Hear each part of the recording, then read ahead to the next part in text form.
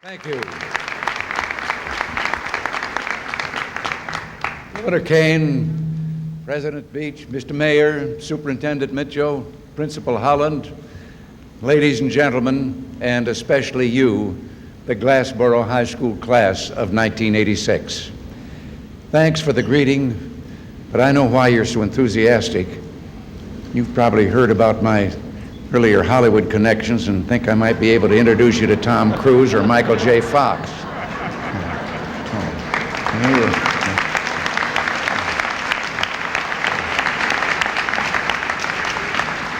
You know, your principal, Mr. Holland, showed me your American history book, and I was startled to see that it took almost 400 pages to tell the story of our nation. When I was your age, it only took two stone tablets. But there are advantages to being president. The day after I was elected, I had my high school grades classified top secret. By the way, I understand this is the biggest crowd here in the gym since the last time the Bulldog basketball team played a home game. Am I correct in thinking there may be one or two Bulldog fans here today?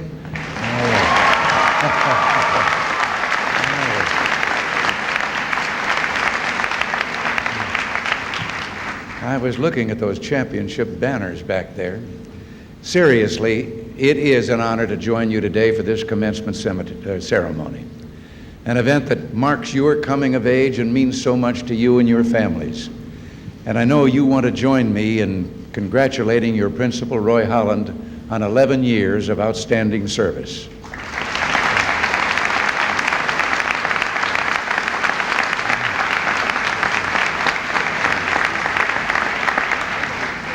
But what I have to say today, I've come to say to you, the students of Glassboro High School who are about to graduate. Mothers and fathers, families and friends, you have our permission to eavesdrop. But you must understand that this is between us, one who has seen more than 7 decades of American life, and the bright young people seated before him who have not yet seen all of 2. Glassboro High School class of 1986, if we had time today, I might talk with you about good citizenship, all that we've been trying to achieve in Washington, or even the things I think we both enjoy, things like football games and going to the beach. It's hard for you to believe that grown-ups, parents, etc., can understand how you feel and what it's like to be your age. When you get to be parents yourselves, you'll be surprised how clear your memories will be of these days at Glassboro High. You'll remember how you felt about things, about successes and, yes, disappointments. You will discover as you get older that certain things are so much a part of your life that you'll remember them always. And high school, I assure you, is one. As I was saying, it's in the very nature of time that it runs on more quickly than any of us would wish. And I must compress all that I want to say into a few brief and fleeting minutes. Now, perhaps that in itself represents one of the lessons that I can impart, the preciousness of each moment. And if you're ever a commencement speaker, try to keep in mind the importance of brevity in a speech. You know, every generation is critical of the generation that preceded it and feels it must discard many of the mores and customs of those who had gone before. Our generation felt that way, and so will yours. But in casting aside the old, don't throw out those values that have been tested by time just because they're old.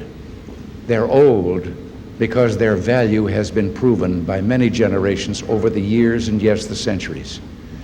Now, I know that in recent days you've been bidding farewell to your teachers and friends, and I wonder whether you've noticed as you've done so that this time of year tends to bring out some old and familiar phrases. Phrases like, the future belongs to you, and you are the hope of tomorrow. I must tell you that each of these phrases speaks deep truths.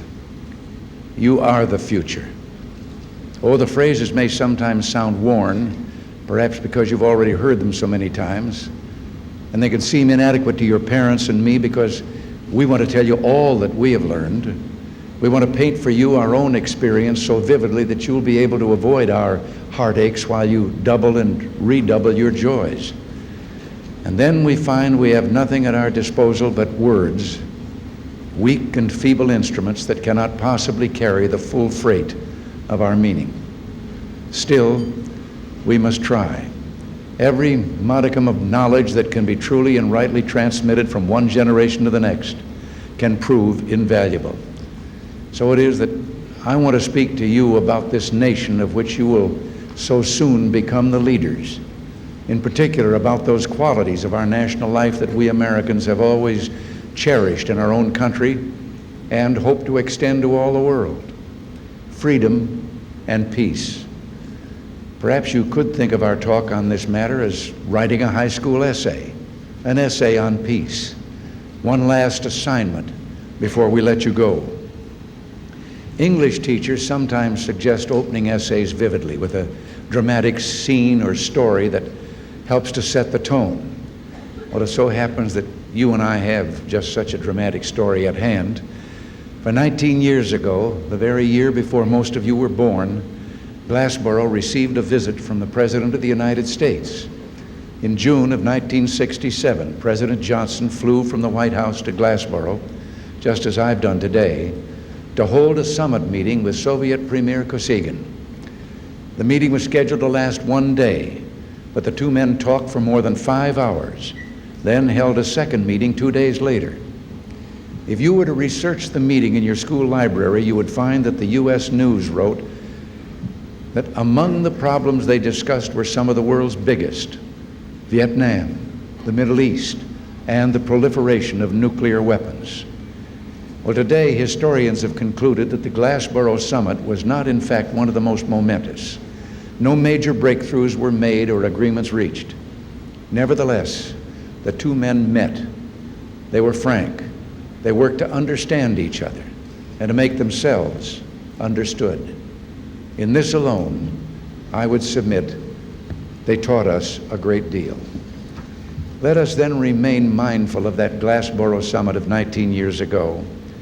And let us remember that as we look back upon the Glassboro summit, others perhaps 19 years in the future will look back upon us. It's my fervent hope that they will say we worked to break the patterns of history that all too often resulted in war, that we reached for accord, that we reached for peace. Hope finds its expression in hard work. So let us move on to the body of our essay and the tasks of analysis and organization.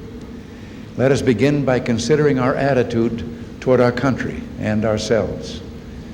Certainly, the American story represents one of the great epics of human history. Yet ours is a story of goodness as well as of greatness. After World War II, our goodness received a dramatic manifestation in the Marshall Plan, a vast program of assistance to help war-ravaged nations recover from World War II. And we can be proud that we helped restore not only our allies, but those who had been our enemies as well.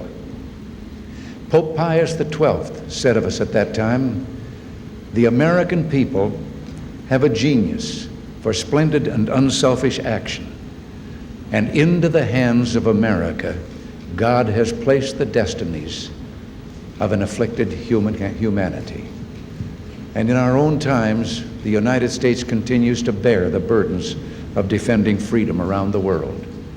Listen to the words of former Prime Minister of Australia, John Gorton. "I wonder if anybody has thought what the situation of comparatively small nations would be if there were not in existence the United States, if there were not this great, giant country prepared to make those sacrifices." Do we have faults? Of course. But we have as well the courage and determination to correct them. Consider the darkest blot upon our history: racial discrimination. We fought the Civil War and passed the 13th and 14th Amendments to bring slavery to an end. But discrimination still made itself felt. But so did the American sense of decency. And this ultimately gave rise to the Civil Rights Movement. Sweeping legislation has passed to ensure that all Americans, regardless of race or background, would be able to participate fully in the life of the nation. Today, bigotry has been beaten down, but not yet totally destroyed. It falls now to you to carry on the battle. So fight racism, fight anti-Semitism, fight in all its variations the bigotry and intolerance that we Americans have worked so hard to root out. Make much of all we've done to combat discrimination in our country because it seems to me of central importance to our essay on peace. Here in this green and gentle land, people of all nations, people of all races and faiths have learned to live in harmony, to build one nation. Nor is the story over. Listen indeed to this roll of some of your schoolmates born in India. Seju and Khatija Bilgrami, born in China. Wanting Gang, born in Japan.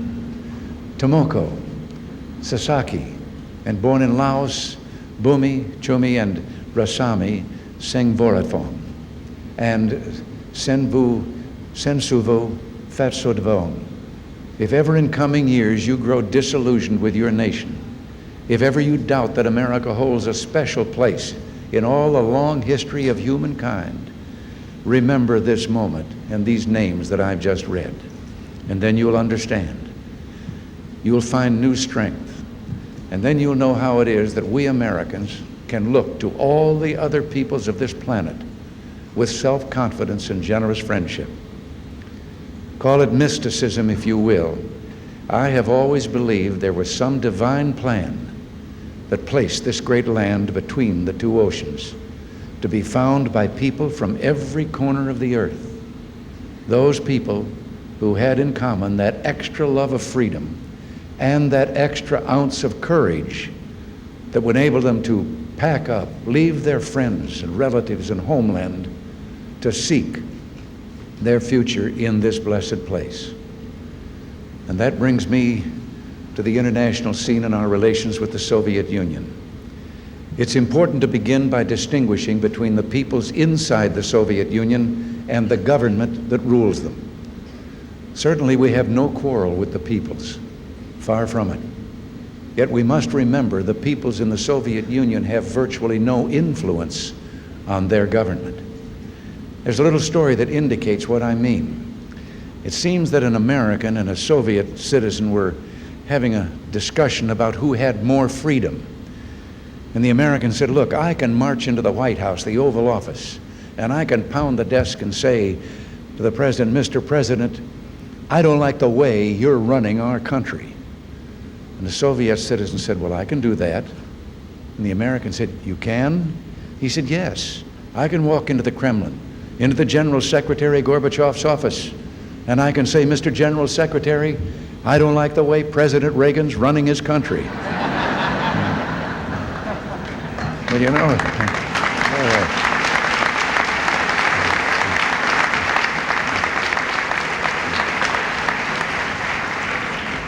know, I told that story to General Secretary Gorbachev in Geneva, and thank goodness he laughed too. We must remember that the Soviet government is based upon and drawn from the Soviet Communist Party, an organization that remains formally pledged to subjecting the world to communist domination. This is not the time to delve deeply into history, but you should know that the emergence of the Soviet Union is in many respects an expression of the terrible enchantment with the power of the state that became so prominent in the first half of our century. In his widely acclaimed book, Modern Times, Paul Johnson has argued just this point, that modern ideologies had exalted the state above the individual. This rise of state power affected my life as it did the lives of many of your parents and nearly all of your grandparents. In the late 1920s, I graduated from high school full of hope and expectation, like you today. Then, just as I'd established myself in a career, and just as my generation had established itself, we were at war. We fought valiantly and well, but not without a sense of all that might have been.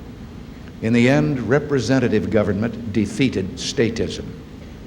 Indeed, Japan, Germany, and Italy, once our deadly enemies, all soon became thriving democracies themselves and are now our staunchest allies. But not the Soviet Union. There, statism persists. You know, there's something you should be very proud of and aware of. Back through the history of man, there have been revolutions many times. Ours was unique. Ours was the only revolution that said, we, the people, control the government. The government is our servant. Those other revolutions just exchanged one set of rulers for another set of rulers. Well, what then are we to make of the Soviet Union? My own views upon the character of the regime are well known, and I'm convinced that we must continue to speak out for freedom again and again, making the crucial moral distinctions between democracy and totalitarianism. So too, I'm convinced that we must take seriously the Soviet history of expansionism and provide an effective counter. At the same time, we must remain realistic about and committed to arms control. It is indeed fitting to pay particular attention to arms negotiations in these days, for if the Soviet Union proves willing, this can represent a moment of opportunity in relations between our nations. When I met Mr. Gorbachev last November in Geneva, he and I agreed to intensify our effort to reduce strategic arms. We agreed on the next steps, negotiating a 50% reduction in strategic nuclear forces and an interim agreement to cover intermediate range missiles. And we both spoke of the ultimate goal of eliminating all nuclear weapons. By November 1st, we had presented new strategic arms reduction proposals designed to bridge the gap between earlier Soviet and American proposals. Our proposal would have achieved a 50% reduction in strategic nuclear forces in a manner both equitable and responsible. Then, in mid-February, we proposed a detailed, phased approach for eliminating an entire class of weapons, the so-called longer-range, intermediate-range weapons, or INFs, by 1990. And we repeated our offer of an open laboratories exchange of visits to facilities performing strategic defense research. Until recently, the Soviet response has been disappointing in a number of ways. But in recent weeks, there have been fresh developments. The Soviets have made suggestions on a range of issues from nuclear power plant safety to conventional force reductions in Europe. Perhaps most important, the Soviet negotiators at Geneva have placed on the table new proposals to reduce nuclear weapons. Now, we cannot accept these particular proposals without some change, but it appears that the Soviets have begun to make a serious effort. If both sides genuinely want progress, then this could represent a turning point in the effort to make ours a safer and more peaceful world. We believe that possibly an atmosphere does exist that will allow for serious discussion.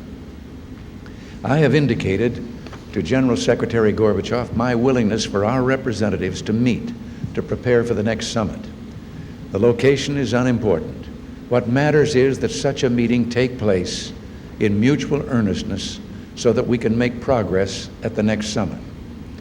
Certainly, Mr. Gorbachev knows the depth of my commitment to peace.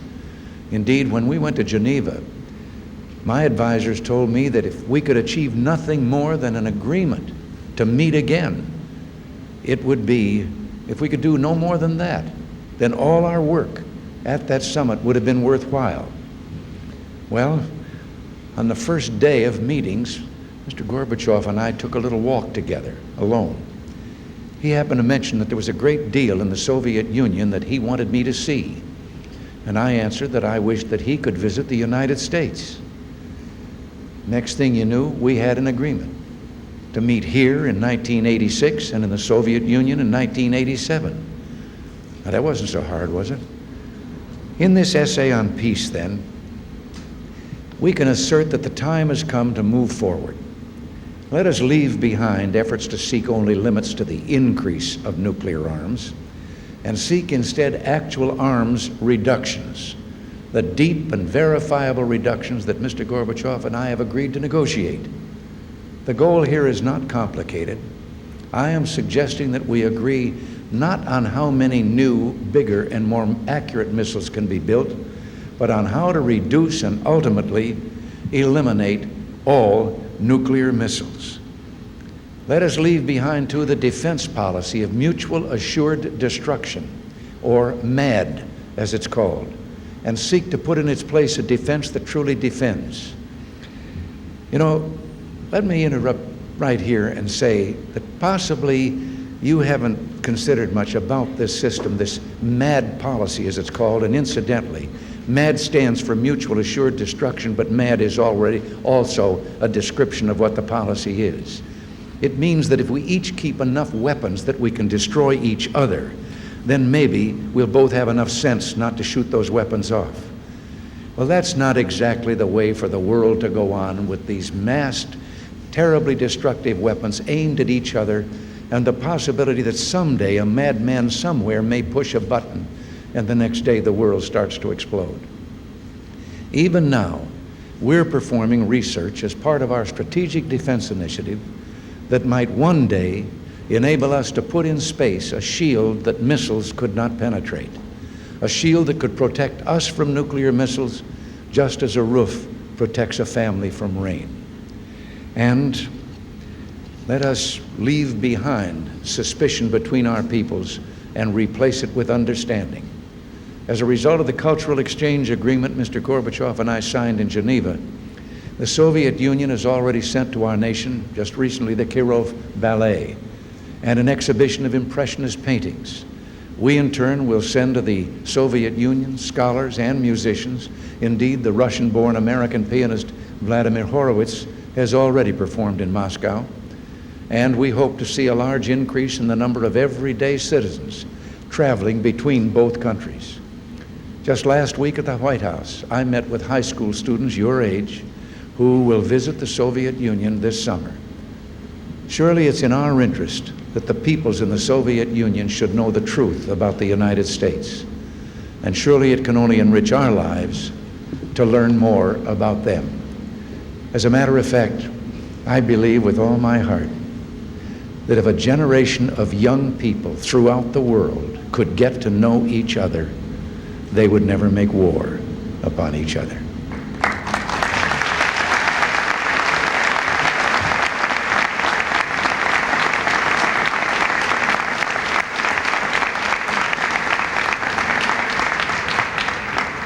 This brings us at last to our conclusion. If I may then, a few final thoughts. From the heart, I have tried to speak to you today of peace and freedom. As your president, it's my duty to do so. And because in my lifetime, I have seen our nation at war 4 times. During the Second World War, hundreds of thousands of Americans died, including friends and relatives of mine, and including friends and relatives of your families. Perhaps some of you have pictures in your homes of great uncles you never knew, soldiers who fell fighting. The Soviets suffered even more painfully than we. As many as 20 million people in the Soviet Union died in World War II. And the western third of their country was laid waste, parallel, if you will, to what would be the destruction of all the United States east of Chicago. All the world has cherished the years of relative peace that have followed. In the United States, we have seen the greatest economic expansion and technological breakthroughs known to man, the landing on the moon, the development of the microchip. But our greatest treasure has been that you, our children, have been able to grow up in prosperity and freedom. It falls to us now, as it soon shall fall to you, to preserve and strengthen the peace. Surely no man can have a greater goal than that of protecting the next generation against the destruction and pain of warfare that his own generation has known. There can therefore be no more important task before us than that of reducing nuclear weapons. I am committed utterly committed to pursuing every opportunity to discuss and explore ways to achieve real and verifiable arms reductions. What our two nations do now in arms control will determine the kind of future that you, and yes, your children and your children's children will face. So I've come here today to say that the Glassboro summit was not enough, that indeed the Geneva summit was not enough, that talk alone, in short, is not enough. I've come here to invite Mr. Gorbachev to join me in taking action in the name of peace. My friends, let us dare to dream that when you return for your own son or daughter's graduation, you'll do so in a world at peace, a world that celebrates human liberty, and a world free from the terror of nuclear destruction. And let us work, first my generation, then soon, very soon, your own, to make that dream come true. But here again, mere words convey so little. There are moments indeed when those of my generation fear that your youth and health and good fortune will prove too much for us. Too much for us who must tell you that good fortune is not all that life can present. That this good fortune has come to you because others have suffered and sacrificed. That to preserve it, there will come times when you too must sacrifice. Then our fears are dispelled. It happens when we turn from our own thoughts to look at you. We see such strength and hope, such buoyancy, such goodwill, such straightforward and uncomplicated happiness. And if we listen, before long we hear joyful laughter.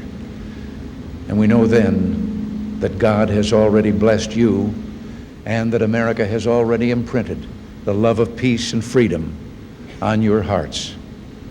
We look at you, and no matter how full our own lives have been, we say with Thomas Jefferson, I like the dreams of the future better than the history of the past. Congratulations, class of 1986, and God bless all of you.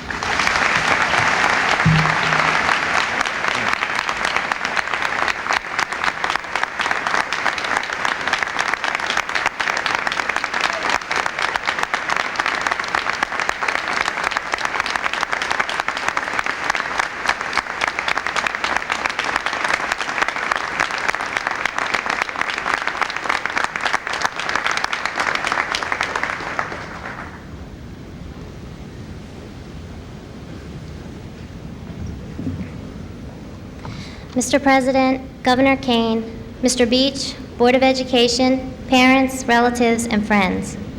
At this time, I would like to present to you the class of 1986.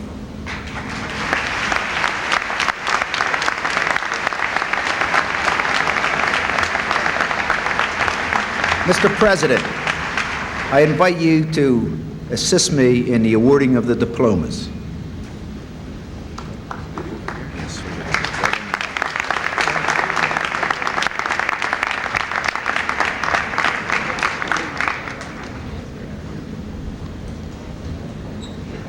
Denise Leah Adams. Adria Lynn Baden-Kieser. Katija B. Belgrami. Annalisa Bowers. Roxanne Burt. Stephanie Ann Byers. Rebecca Ann Byer. Angela Irene Samini. Carol Patrice Klein. Tamala Lynn Daisy. Michelle D'Amico. Adrian Michelle Davis. Karen Falkenstein. Samantha Jean Folk. Tina Marie Gwalthney. Vaida Andrea Hill. Diane Lynn Hoffman. Kelly Ann Marie Kortonic. Gina Ann Laspada. Yolanda Denise Lewis. Nina Anne Marie Longo. Carol Mander. Angel Marie Mastriani. Myrna Yvonne Minity. Sherry Lynn Nelson. Maureen Teresa O'Driscoll. Carrie Ann Ulrich. Tamara Irene Pendlebury. Alana Charmaine Phelps. Beverly Aretha Pierce.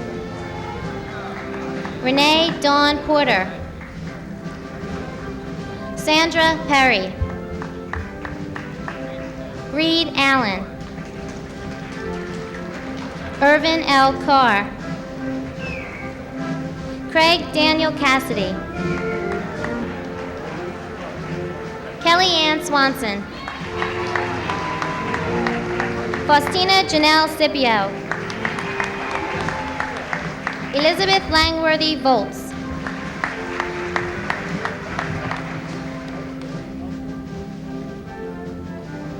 Mrs. Rachel Blumenfeld Ridolfino, advisor to the class of 1986.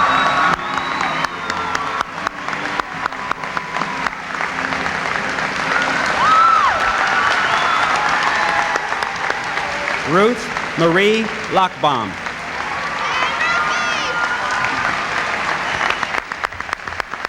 President of the class of 1986.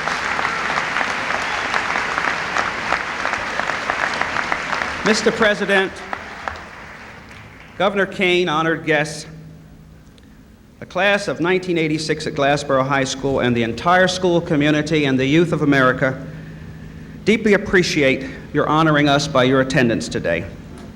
The class of 1986 accepts this honor for all classes of '86 throughout the nation. And to confirm this commitment, Ruth Lockbaum will now present you with a diploma making you an honorary member of the Glassboro High School class of '86.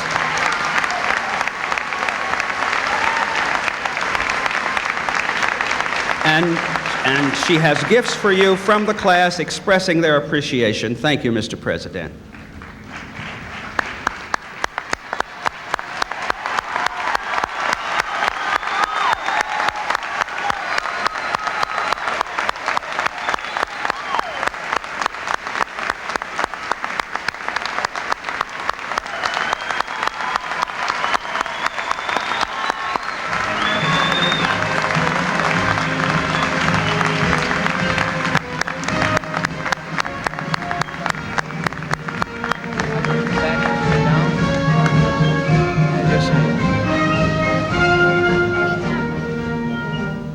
May I just say, I'm deeply grateful for both of these, for being here today, and I think I should tell you that given an honorary diploma, I've always nursed a sense of guilt that the first one I got was honorary.